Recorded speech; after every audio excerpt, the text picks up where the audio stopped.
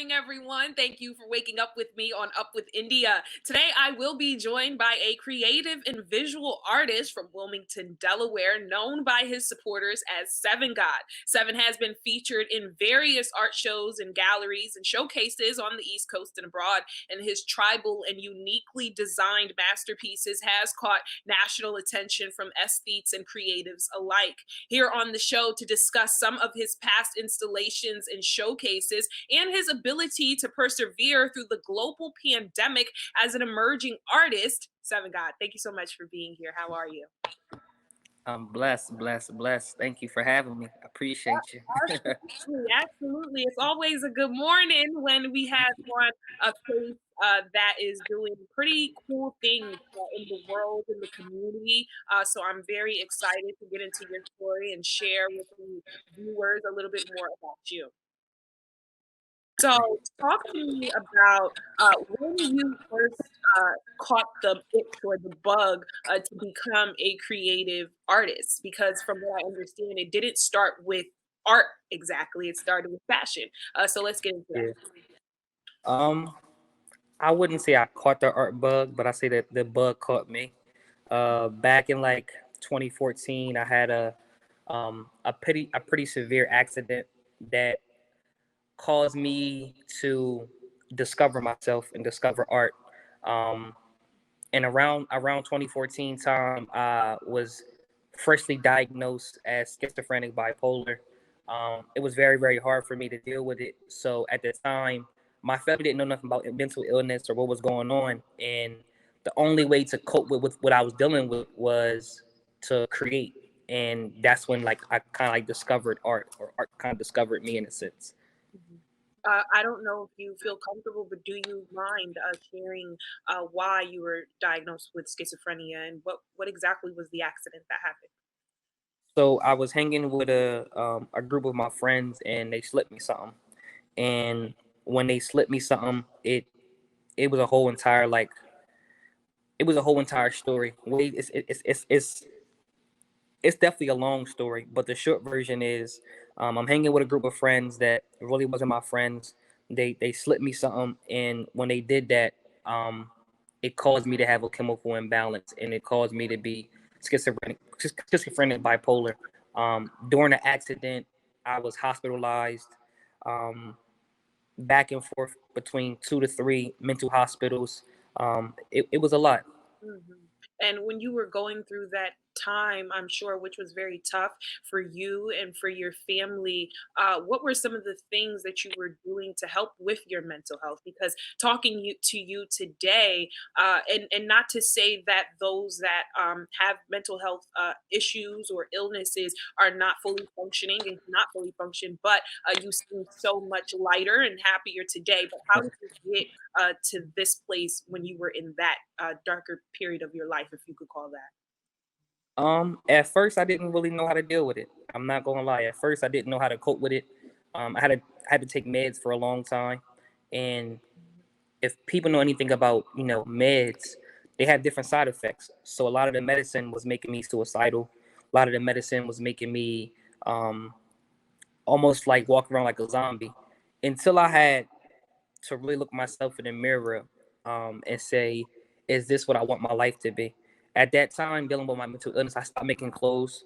Um, like you mentioned, before I became a visual artist, I did clothes. So I had my own clothing company. I had my own shop. Everything was pretty much going super well. But because of my mental conditions, everything was basically put on pause. I had to stop everything, and it took me down to my lowest because my whole life, that's all I kind of knew was fashion, was kind of like expressing myself. To losing everything in a snap of a finger, it made me super depressed. And a lot of people around me really didn't understand what I was dealing with. And it was very judgmental because in a black community, we don't know what mental health look like. We might know what maybe AIDS look like. We know what being on drugs look like, but mental illness doesn't have a face, and it looks different for everybody. So dealing with that and being in my community, they didn't know how to take me. So I had to like really sit to myself and say, is this how I want to be remembered and how I want to be defined? And what got me through my mental illness and what got me through dealing with my dark space was really herbs, to be honest. Herbs, natural herbs, and spirituality. Really tapping into myself. I had to dig so deep into myself to really discover a new version of me because the old me wasn't working, especially with my mental illness. Mhm.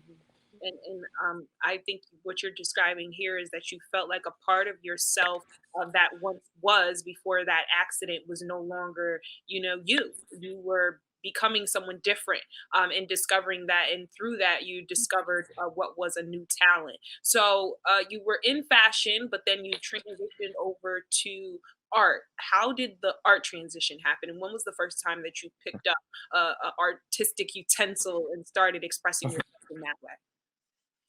Right after they diagnosed me, I was in a bunch of like mental health programs, and they told me about this space called the Creative Vision Factory. Um, didn't know what the Creative Vision Factory was, and one day, one of my counselors in a program took me to Creative Vision Factory, and in that space, I kind of fell in love with art. Michael Comback was teaching me how to express myself through a different medium outside of clothes, and I fell in love with it because I didn't have to talk. I didn't have to speak about it. I didn't have to do anything. I just started expressing myself, and it came really organic. I still have so much to say, and at that time I had a lot to say, and I just put the paintbrush up and let it come natural, to be honest. And my real first break was selling my first piece, which was from Nataki Oliver, at the Soul Firm. She was very, very instrumental in like developing me as an artist, and was like, you really can do this. Like I believe that you have a career in this. And she gave me the confidence because I wasn't confident in doing it at all at first. I was like, I didn't like my art at first at all. And she believed in me and she pushed me, and she was the one that really started collecting my pieces at first and made me feel like that I have a career in art. So in 2018, I asked her to become an art dealer and to become to help me in my art career, and she did. She took me fully head on, and we hit the streets running, and it was, I don't know, it was over ever since 2018. I've been here 2018, been here. Yeah, definitely. A shout out to Nitaki at the Soul Firm. I will be having her on Up with India coming soon too. But it's very interesting that you brought up that piece about feeling like your art was not worthy enough to be sold, or that you just didn't like it. Erica Badu was quoted saying, "I'm an artist and I'm sensitive about my ish," and so I Yeah. understand and I relate to that because sometimes you can be your worst critic, when it comes to your art and putting things out. But if you could describe what type of art that you create, how would you put that into words for our viewers to understand? And then we'll kind of talk about the journey of how it's evolved to where it is now. If I can describe my art, I would say it's really an intricate conversation between my soul and God in the most simplest form. Because I didn't go to art school, and because this wasn't like a dream of mine, India, I swear, if you would have asked me back in like 2015, while I was like really, really doing my clothing line and traveling, will I ever become an artist? I would have told you no. I never could dream if even being imagining doing this. So my art is a real deep conversation between myself and God. And in the beginning, when I first started doing art, it came from a real painful place. I just wanted to get so much out because I felt like I was misunderstood. And I knew that I had a deeper understanding about the world around me. And me being black, I wanted to share not only my perspective from a mental capacity, but also wanted to share my perspective from an internal capacity of being a black man and being a black artist coming from where I came from. And just mixing all those things together and having a real in-depth conversation with the viewer. So yeah. Yeah, and it's very well noted throughout your pieces and your installations that you do, whether it's those that are seen around the city or whether it's an event that you put together. I'm glad Mhm. that you kind of did lead in and talk to us about that mental health piece because you did do a specific project centered specifically around mental health. Talk to me about that project and why that was important for you to express yourself in that way and bring that to the community? Well, I want to say just 2019 is when I actually came out and told everybody that I was diagnosed. Before I really didn't speak about it. People know I had an accident, but people didn't really know how severe the accident was in my life. So I told myself because I was strong enough to battle through what I went through, and me not knowing how important mental health was once I was diagnosed and how important it was in my community, I felt like led to almost be a testimony for other people that dealt with what I dealt with and was like, listen, I'm going to be the vessel for people who don't believe they can be normal again. They don't believe that they might have a talent or it might be too crazy in their mind to go after a goal. So I kind of wanted to be an example of like, y'all can do this. And I became an advocate last year, and I started this series called Mood Swings, which was my first mental health um, art show. And then after Mood Swings, which is an installation I have in right now, it's called The Seventh Dimension, Escaping to a Reality Beyond Mental Illness. And this installation is up until the end of the year. And it may be extended all the way into the end of 2021, summer of 2021, August. But yeah, that's the two titles of those two projects. And where is the installation that you just talked about just now? Where is that located if people wanted to come and see? The seventh dimension is 203 North Market Street, right across the street from Al's. That's where the installation is. That's where I'm at right now as we speak. And Artwork behind from me. what I've gathered, I think I was watching it on social media. This was a building that you were able to acquire that you have been featuring a lot of your art in. hmm So the Academy for Peace uh actually was what I did my first art show in 2018. Me and the owner, Mrs. J, we have an awesome relationship, and I gave her a proposal of what idea that I had because we had a great relationship, and I felt led to come back to the space that opened their doors to me in the first place. Um, I wanted to do a 6 month installation, and she ran for it, and we've been partner ever since August. It's been a blessing. It's definitely been a blessing. Um, Mood swings, because you asked me a question. You asked me to talk a little bit about the series. The first series that came about, the Mood Swing series, it uh it just covered that my mental illness will not define me. That whole entire art show was me coming out of the box, basically saying like, because I'm diagnosed doesn't mean that that's gonna be my life. It doesn't mean that I'm gonna be defined mentally ill. It doesn't mean that I'm abnormal from everybody else. It's not a sickness. It's not a disease. It's just something. And that was what the first show was about. Um, Moving forward to this show that we got today, this show is getting deeper into the conversation I had with myself and God, kind of like the out of body experience that I experienced back in 2014.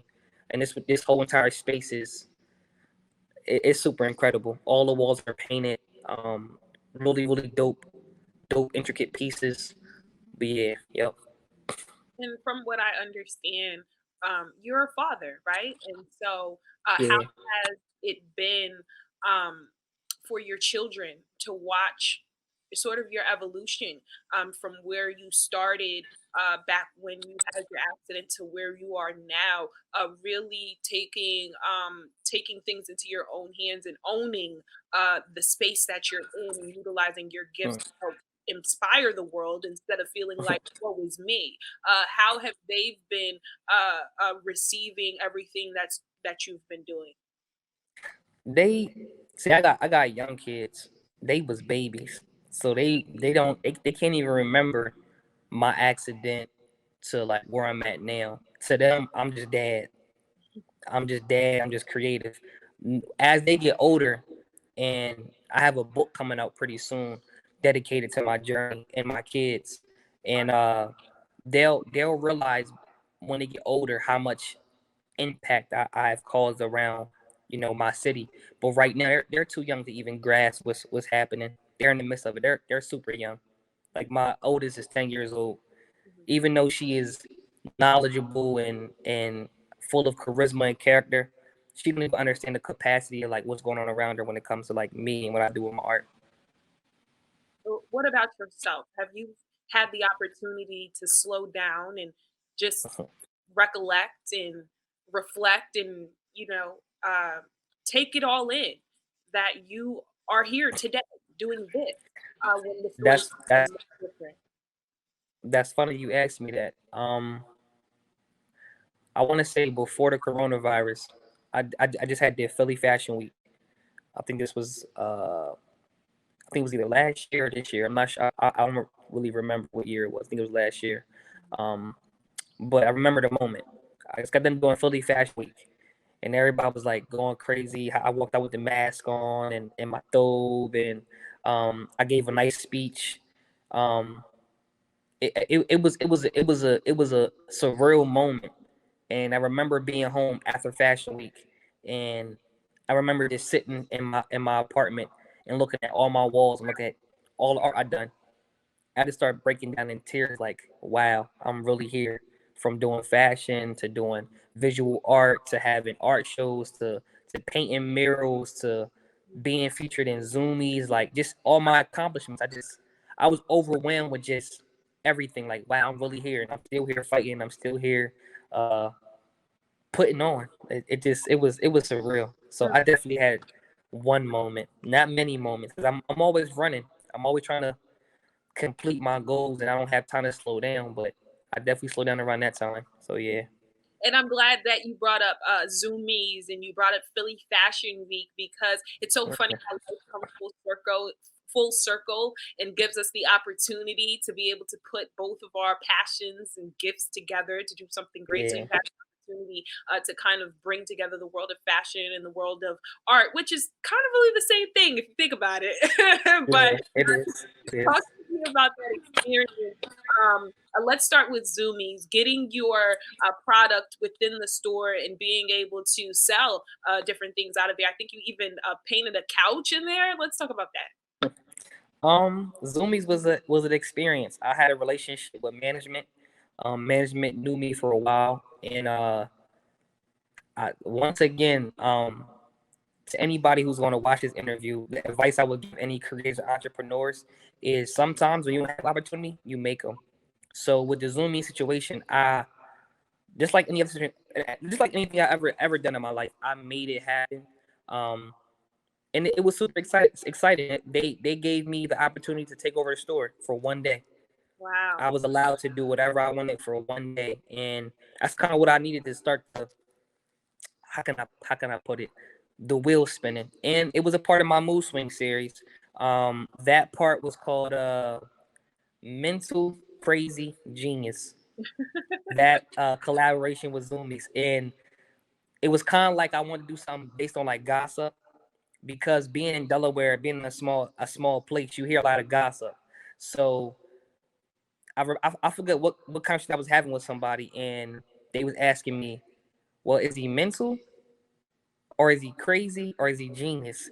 I Mm. took it and I ran with it, and that was the basis of the show at Zoomy. So it was like more like a fashion presentation. They had like a old couch in there. Let me paint the couch. Yeah. I painted the Zoomy bags. I had still models. I had art all over the place. I had huge pills hanging from the ceiling. I had all my garments hanging from the ceiling. It was amazing. It was definitely amazing. Talk to me about Writing, the customers' reaction to everything when they were coming in and observing this. they didn't think it was Zoomies for a second. They was like, "What's going on in here?" It was different. I had live painting, and because I'm really deep into like my culture, I had like Afro beats playing the whole entire time. So when you go on Zoomies, they usually have hip hop playing, or they have some kind of like new age like era songs playing. I had Afro beats and like meditation music playing the whole entire time. I wanted to take people to a different kind of reality. So that was the reaction was crazy. It Right. was super crazy. That is funny. I can only imagine them coming in because I'm thinking about going to one of my favorite stores and then just seeing it just completely change. Like, hold on, wait a minute, where am I? Yeah. Then the another part that blew their mind was all the art.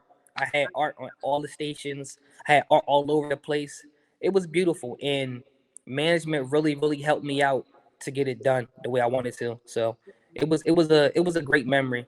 It's something I would love to do again. So Are there yeah. any talks about it? Have you guys decided that there may be a chance to do that in the future? Yeah, we talking about it. Management is no longer there no more. The one that I was working with. Yeah. But I actually got a new opportunity in the Christianity mall that I might be exploring sometime soon. Okay, well, hopefully you'll give us the details and the exclusive before it happens. But I'm Yeah. excited and definitely cheering you on in that regard. But talk to me a little bit about the Philly Fashion Week. Now, did Fashion Week come after Zoomies or did Zoomies come after Fashion Week? I think that's a good question. I think Fashion Week came after Zoomies. I had posted a sweater that I actually it's funny. One of the garments I released at Zoomies got the attention of one of the people who runs Fashion Week. And that this is Philly Fashion Week, right? Philadelphia Fashion. Yep, Philly Fashion Week. So I had posted a sweater on Instagram, and they had put the fire emojis under it, and it sent me a DM and said, "Hey, we're interested in showing you in Philly Fashion Week." I was like, "Wow," and I was blown away, and it was that simple. It was from Instagram post. Instagram post got me into Philly Fashion Week. Wow. And so these things still catch you off guard. You're still surprised when people reach out and say, "Hey, we want to include you in X, Y, and Z." I'm surprised because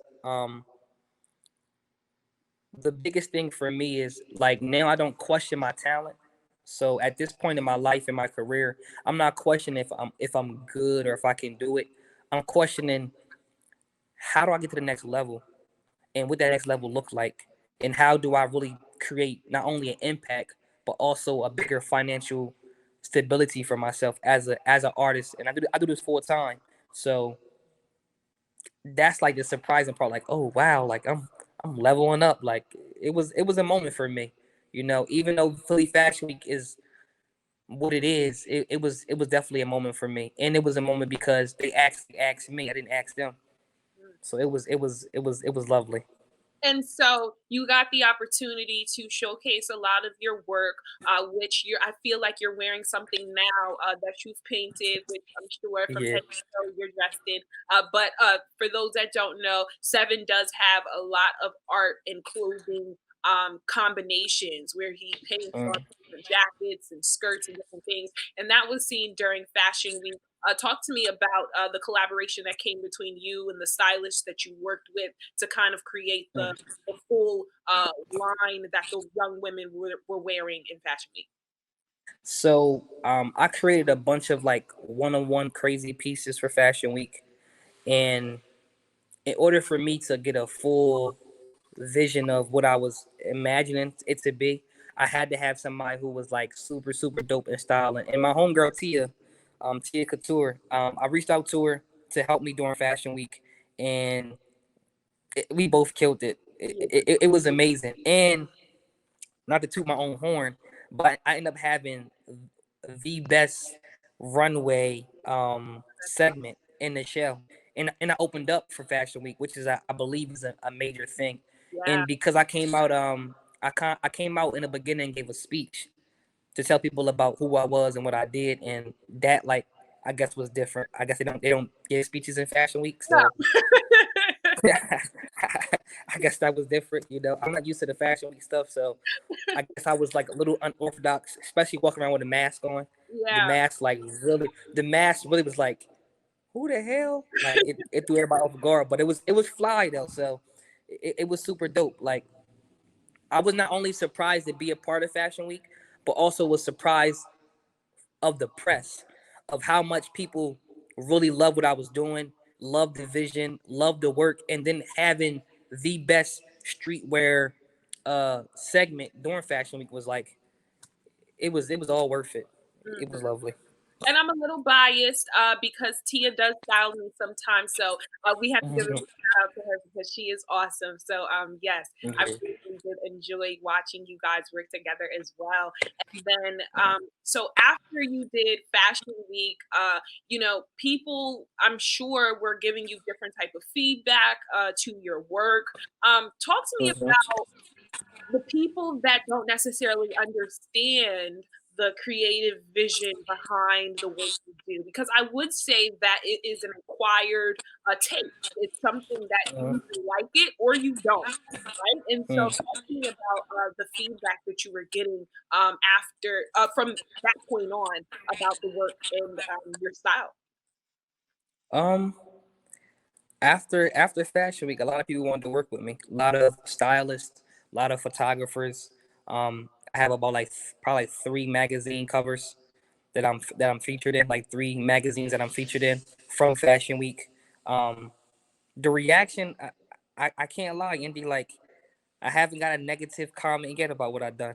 That's So good. I really can't say the people who don't like it. If they don't, I never hear it. Mm, I never.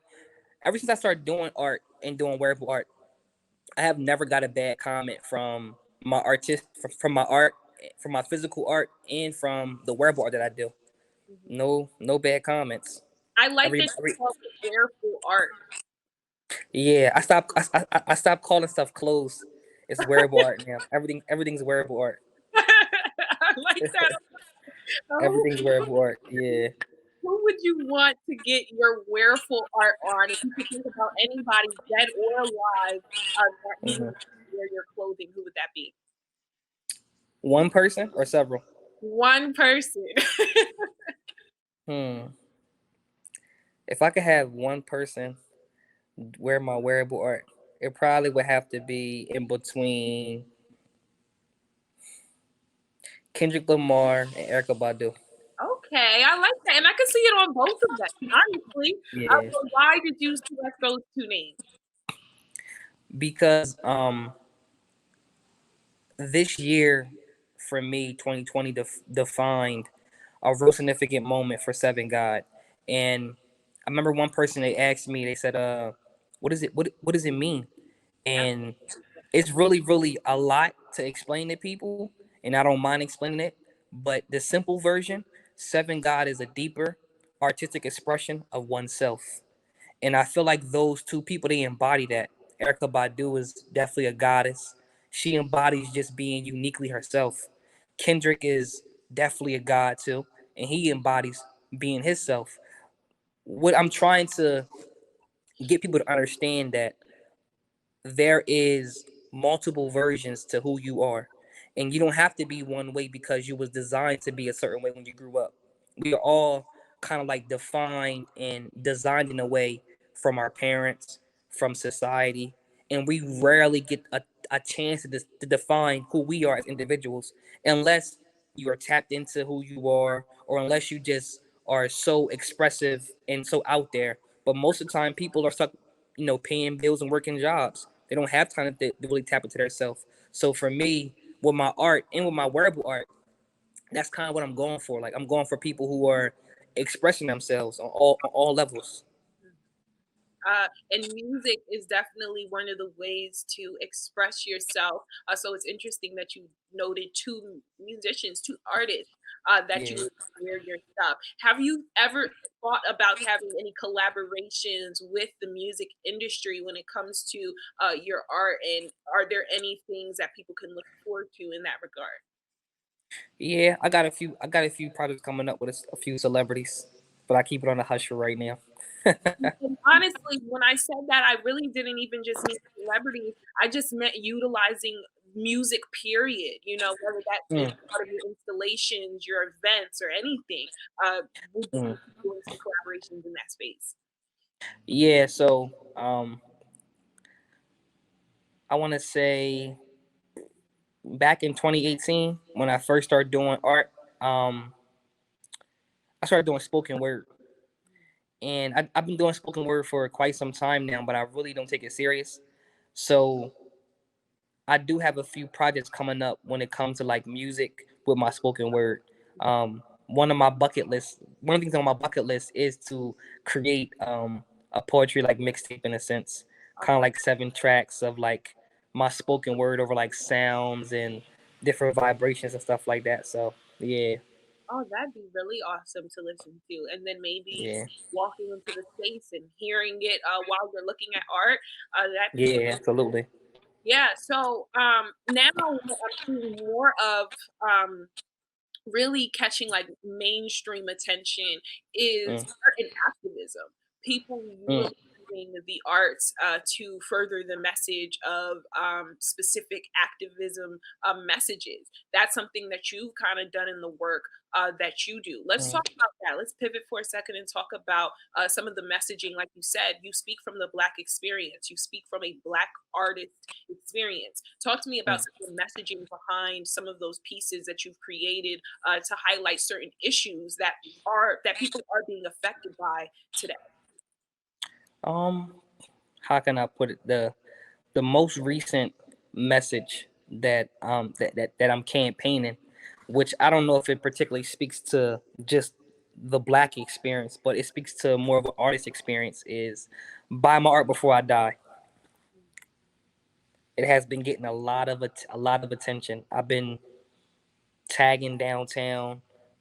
In the window of the Academy for Peace is a big like 2 big canvases that say "Buy Mark Before I Die," and that campaign came from I seen how the world got affected when Nipsey Hussle passed away, and it kind of made me feel some kind of way because I felt like he was great before he passed away, but he became legendary when he died, and I feel like that so often in our culture, we value people when they're not here no more. And I told myself before I leave this plane of existence, I want to be legendary. Not when I die though. I want it right now. So that campaign is really embodying it embodies kind of a statement and a lifestyle, really telling yourself like I want my roses and I want my accolades now, not when I'm going. You know, God forbid something happens to somebody in pursuit of greatness, and what happens is in a pursuit of greatness, if that person falls short and dies, that person becomes automatically hands down the greatest thing since sliced bread. But when they was here, it was a struggle to give them those accolades. When Nipsey Hussle passed away, he got a Grammy, I believe. His catalog went super up, and now everybody knew who he was. When all those things should have been prominent when he was here. He was a young Black entrepreneur from California, and he had a whole entire shopping center. And the things that he was doing was way was how can I put it? It was legendary when he was here. So I feel like that he should have definitely been recognized as big as he was when he died, when he was alive. Are there any artists that you feel that way about as well? That you are inspired by their work, but they weren't necessarily widely recognized or supported when they were alive? This is going to be an argument between some art critics when I say this name. But Basquiat, I think Basquiat had one of the I want to say the like one of the highest, not paid, but he sold a piece a couple years ago for like 3.2 million. I forget the number, but the number was crazy. But he's dead though. So that money goes to his estate or goes to it don't go to him. He's not here. And I feel like it's crazy when artists die, the numbers go crazy. Like Basquiat is somebody that I look up to. I love his work. I love his messaging. I love how rebellious he was. But I also feel like that he didn't get his just due when he was here. Although he was very successful when he was here, he was more successful dead than alive. And I think some people sometimes they probably they probably misconstrue the message that I'm saying when they buy my before I die. I'm not saying like I'm not selling work right now today or anything like that, but I feel like that the praise I would get if I wasn't here would be so crazy, and I don't want that. I want all the praise and all the oh my God, you're super great today, not when I'm not here. And I feel like with Basquiat, that's what happened to him when he was here. It was like he was good, but he wasn't great. When he died, he became great. In some of the messaging that you have portrayed through your art, some of the images that you may see are young men with crowns on, or certain words and language that talk about the African American experience or the indigenous experience. Talk to me about Mm. why you incorporate even tribal art. Talk to me about why you incorporate so much of that into your pieces.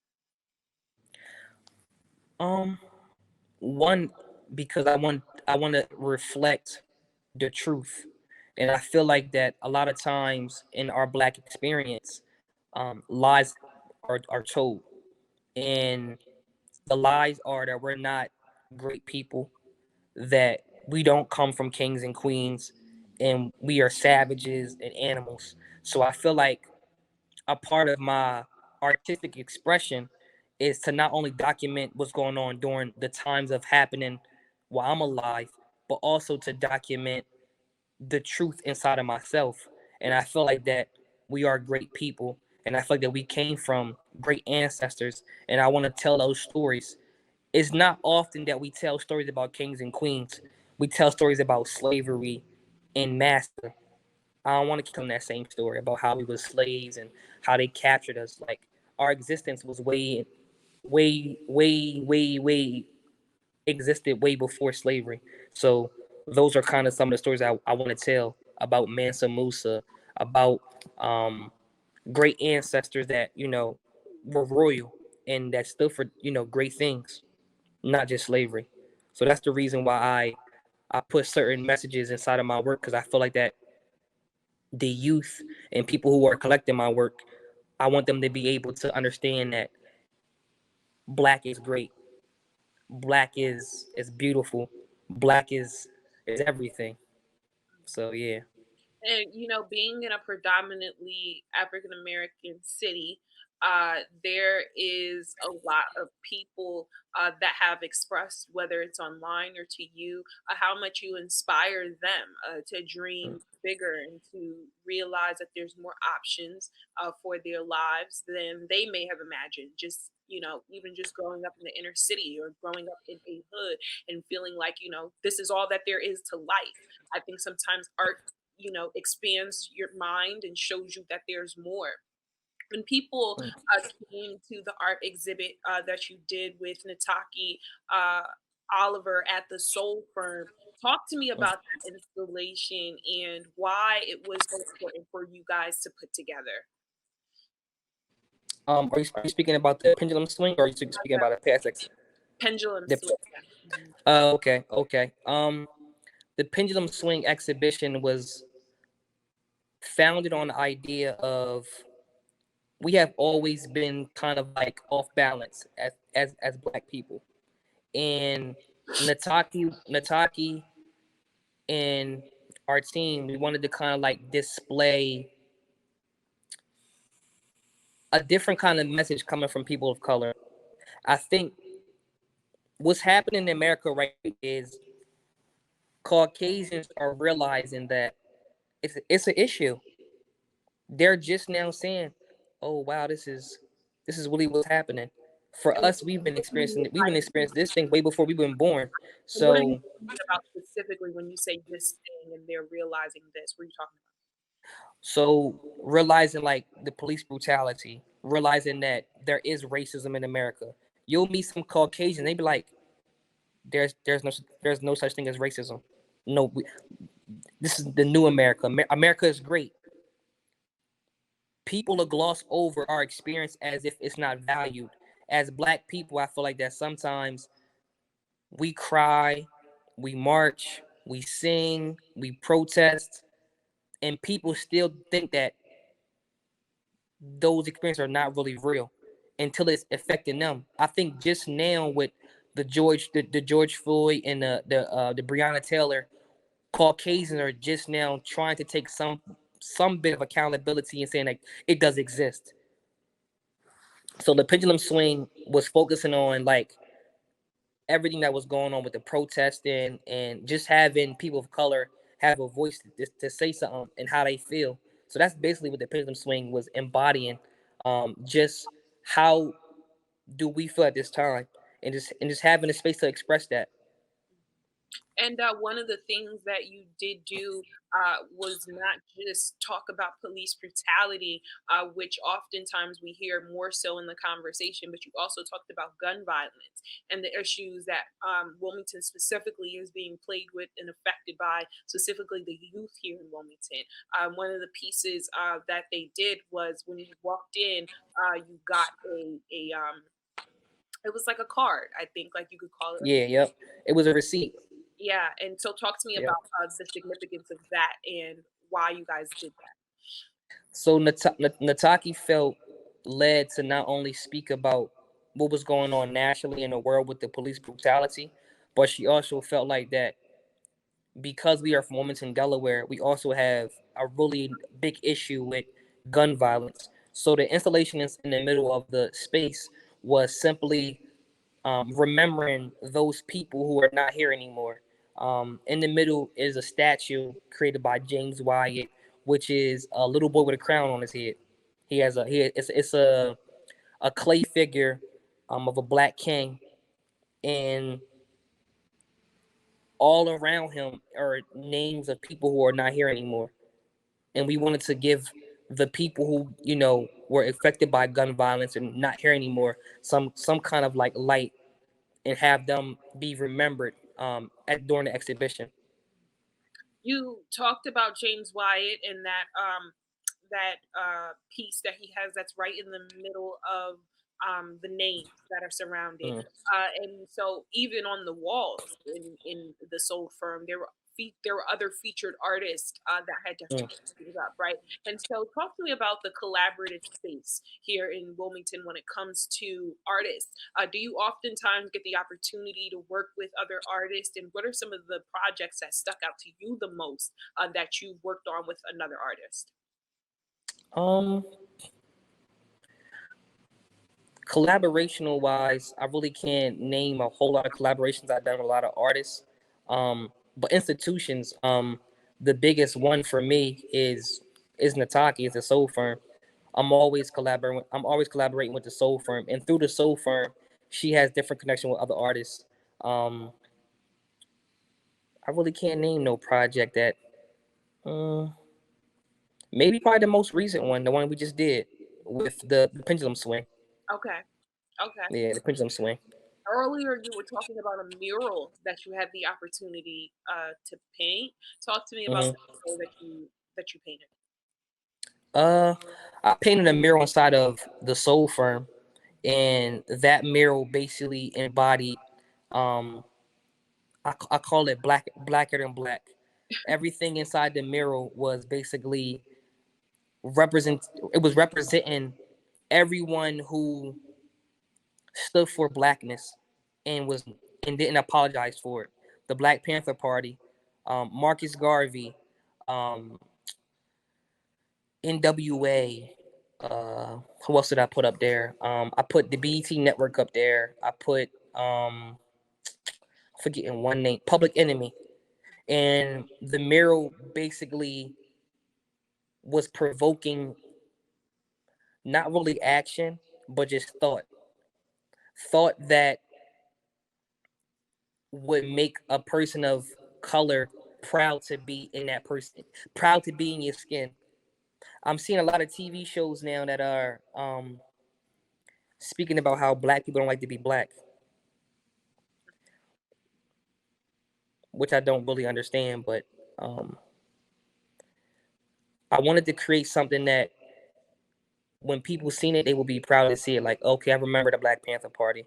I could relate to Public Enemy. I can relate to NWA, and those people during different times they stood for something, greater.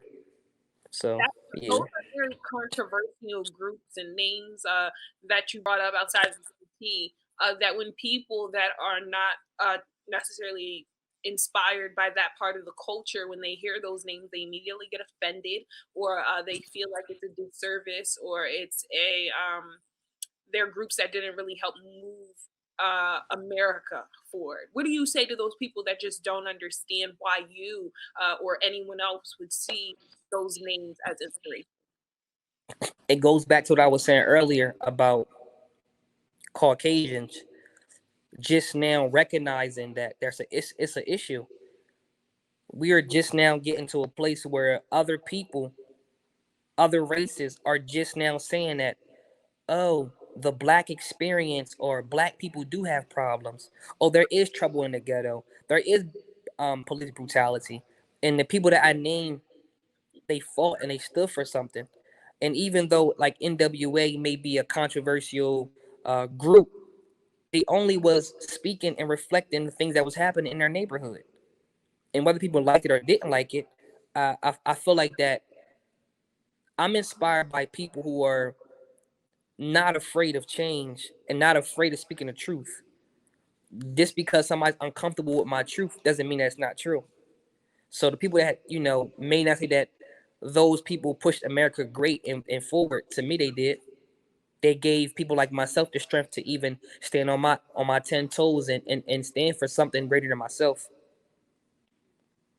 You've had the opportunity to be a part of, I believe, what was this past year's Juneteenth celebration, which was held at, was that held at Drop Squad Kitchen? Did you have an Oh opportunity? yeah, yep. Yeah, and Yep. that was an opportunity for you again to utilize your art and to acknowledge a important part of history and culture. Talk to me about that event and how that went. Me and Drop Squad Abundance. We thought we felt led based on everything that was going on that we wanted to change the narrative, and the Juneteenth experience was simply just recognizing that we have to really value who we are as Black people and start creating different narratives and changing the narrative for ourselves. So usually, I believe around that time it's Fourth of July. Hmm. Yeah. Instead of celebrating Fourth of July, we celebrate Juneteenth. And Abundance allowed me to do an installation throughout the whole entire Drop Squad kitchen, which was super amazing. She allowed me to take the whole entire Drop Squad and kind of create a whole different new experience. So currently, still up in Drop Squad is a mural around the whole entire space. And during the event, we had a community conversation, um, and it was super impactful. I learned so much at the community conversation. It was super impactful. Hmm.